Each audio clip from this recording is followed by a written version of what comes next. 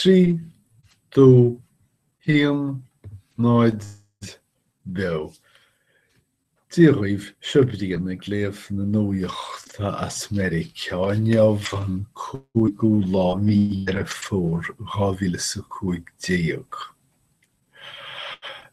Tá sé an déardaoin ach ainneoin an dáta agus an méid a hála neamh agus inné ba mé ag tuairisciú neamh go príomhra imeacht a hála airmhainné sé sin díospóireacht na níorthóirí the animnúchan an fortí nDaonlathach the Uachtaránachta na scéalta. Chaidir an dáilín scéalta eile ó na nuachtáin. Bhí sé ina raic agus ina hiarthúthail le tamil Planned Parenthood. Is cosúil go rá isce faoi hálamh ar siúl san eagraíocht sin agus isteachar a dhéanamh amach an bhfuil tine tríomhthír den deach seo ach go cinnte chuireadh físeáin amach. Físeáin neardaoine a bhí athraithe ach thuispáin foireann agus dochtúirí Planned Parenthood ag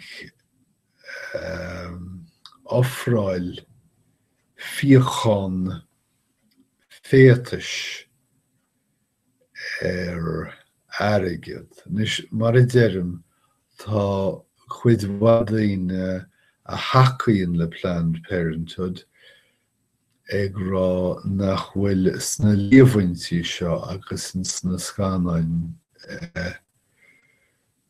seo a bhí taifeadta go rúnda ach go mála bréaga agus gur chuireadh ábhar an scánáin chéile sé sin gur chuireadh eagar ar na scánáin agus go bhfeiceach sé go rá foireann Planned Parenthood ag díal fíochain. Nílim sé ag leannacht an scéal sin róchúramach agus ní bhreanna mé ar na scánáin go fóill. Dearann go bhfuil blúide den éideanne an ach má tá ní lánach an bhlúide féin.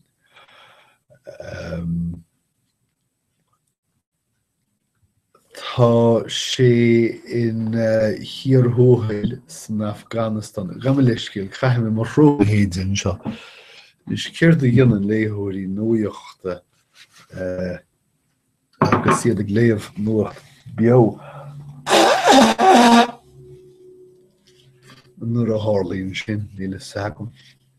Tá sé in hiarthúthail san Afghanistan agus tá an aonraíoll ag méadú agus ag súile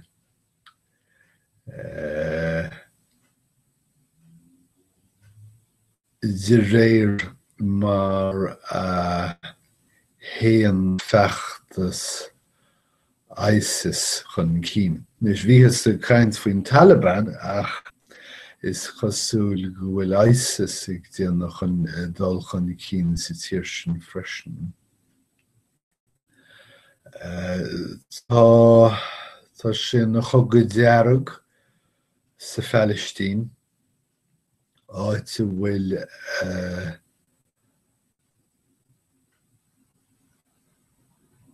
Palestíní ag déanamh ionsaithe ar Israeli agus lá Israel ag déanamh ionsaithe Palestíní. Is deacair dhéanamach chéachar tús le seo, tá na mór bheáin ag tuairt le fios gur bíad na Palestíní chur tús leis. Deacair dhéanamach. Ach an rud is trágóidí agus is úfásaí faoin scéal ná an méid dína óga atá á marú go neamh frócaireach ag Israel. Tá pictiúr a bháin ag dul timpeall an domhan agus sin buachail óg 30 nó 50 a lábhachú sa tráid ag fórsaí Israelacha agus a fuórbás ar a tart. Tá tuairt le fios gur cheas slua giúdach Israelach timpeall agus iad is scréochail bhásaí agus a fuair sé bás. Nílas agam an fearsin ar nóta seán deachar dhéanamach céir é an propaganda agus cadíoníú.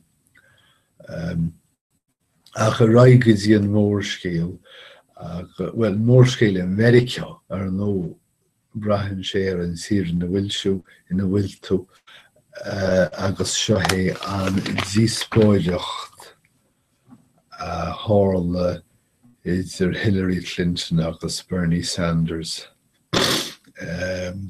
Ich de mórt.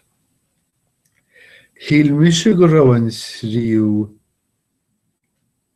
iarthóir sa Díospóireacht ach ní thuairis cían na nuachtáin ach go raibh Sanders agus Clinton i Díospóireacht. Bhéidir má bheanlaim níos géire isteach sa scéal go bhfeici mé go raibh an tríú duine an. Nor bheith rud é go raibh Joe Biden ag smaoine bheith ach níor chláir sé go hefigiúil go fáil. So is dócha nach bhfuil an bhirt an atá chláire go hefigiúil. Tá is féidir brean nuair an Díospóireacht bhealach amháin as chá bhealach. I bhí híon Hillary Clinton á cosint féin ón cheanarcach Bernie Sanders, nó I bhí dó Bernie Sanders an ceanarcach ag ansaí Hillary Clinton. Agus ar nó brathann sé ar an taobh ar a bhfuiltú, tá riant áirithe daoine ag tuairt le fios gur bheith Bernie Sanders a bhí an bua. Deirtear rís seo iad ráflaí idirlín agus is deacair dhéanamach an bhfuil maithas nó fiadaine ar billeo. Ach deir na ráflaí go raibh Sanders chun cín ar phobal ratha a bhí arsúlaigh CNN I rith na Díospóireachta agus dá réir sin gur dhún CNN an phobal ratha. A rís níl chrothúnas ar bith agam gur tharla sin. Sé dearcha an New York Times ná gur bhí Hillary Clinton príomh-fearsa na Díospóireachta agus í an chun í féin a chosaint ón cheanarcach. Agus dá réir sin agus í sa tóir ar figúrí pobl bhreithe níos fearr chuaigh sí ar an nionsaí in aghaidh Sanders ag ceistú a luachanaí a dhearcaí agus a stair vótála.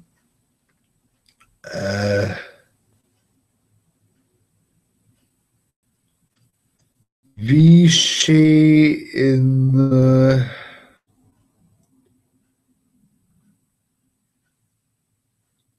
ina cheann scríbhis dócha don bhirt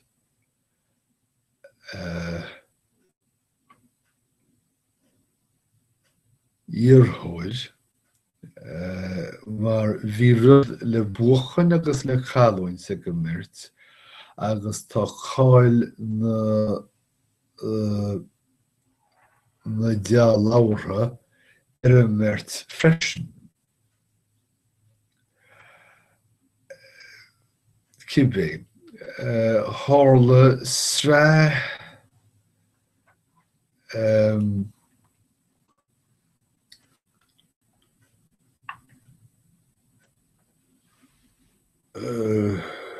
málartathe focail binibeacha, well, sé, agus insan I gceann déana hansa seo thug Hillary Clinton le fios go raibh breall ar Bernie Sanders in sna vótaí cinneonacha a thug sé ar son smacht ar chonaí agus cearta gonaí agus a lehéad agus go raibh iomral ar sa tuiscint a bhí aige díobh capítlachas. Dar léiche is bonríochtanas an capítlachas do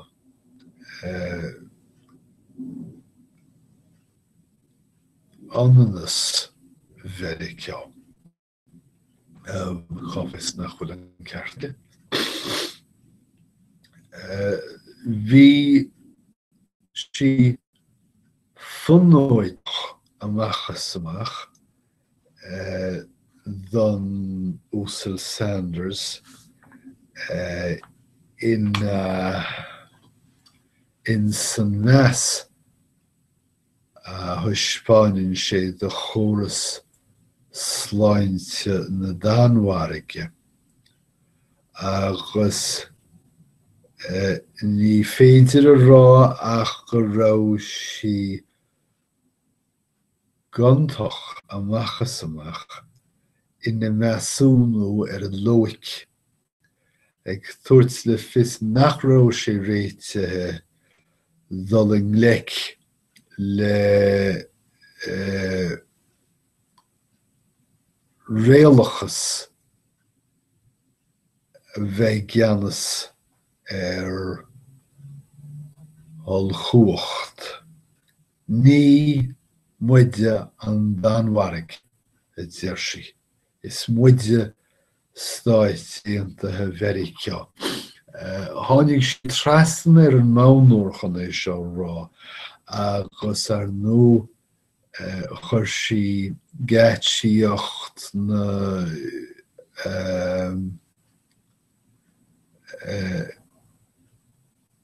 thug sin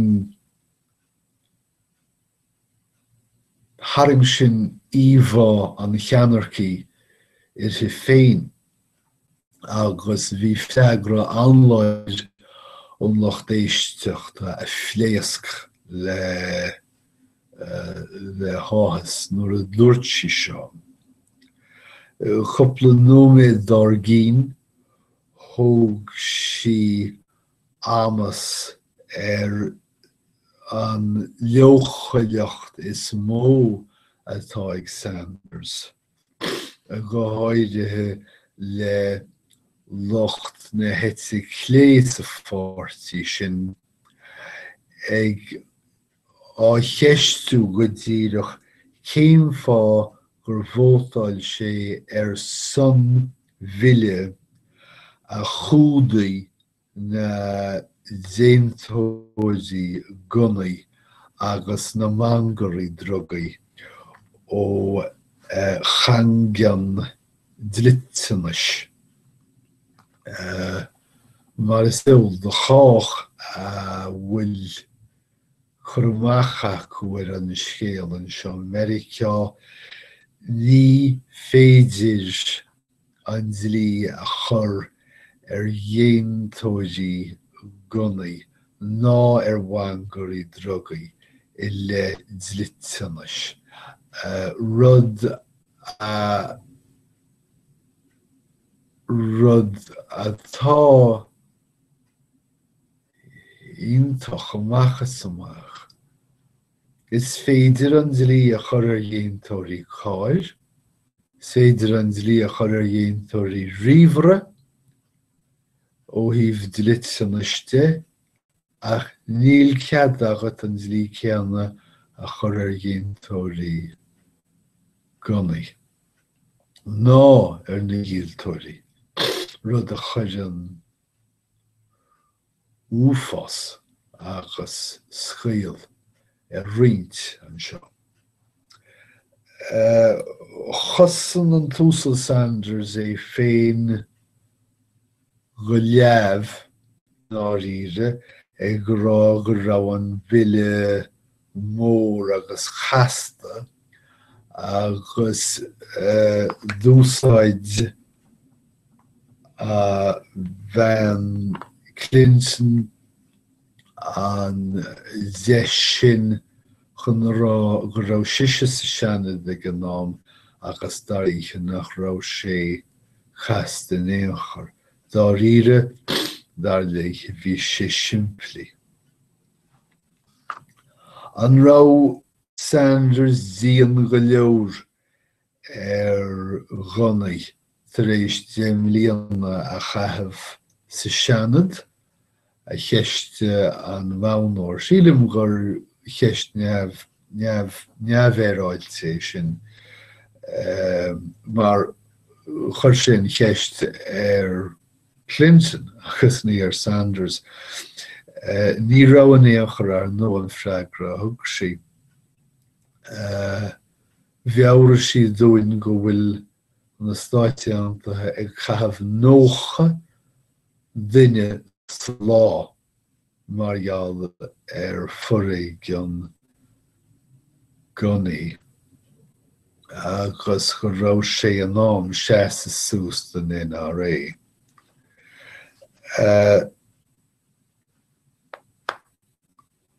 Go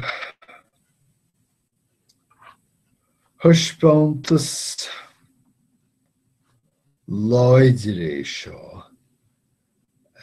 a thugardán do Vanny Clinton agus chomh láidir is féidir léiche bheith. Tá stair fada aice ag labhairt Díospóireachtaí Uachtaránachta. Réitíonn sí go dtíon agus go díograiseach. Agus tá luainechas aice na stíl díospóireachta nach féidir a eiceáil ó na céalte chomhrac fidean a dhéanann sí díospóireacht in na naid. Well sin a méid don nuacht in jobh tásúla agam gur bhain sibh taine bhas nó a laiad go rólam sibh de chintas agus tásúla agam go bheice muid I chéile arís sarabhad agus idir an dálaí go dhéim lá deas oribh lá álainn fóir atá agan an seo nó dhearsí an rianaigh tainmh agus an teocht teach samach le 62 nó 63 céim. go gúdaí díos sibh go léir gus go dtí an chéadú eile slán.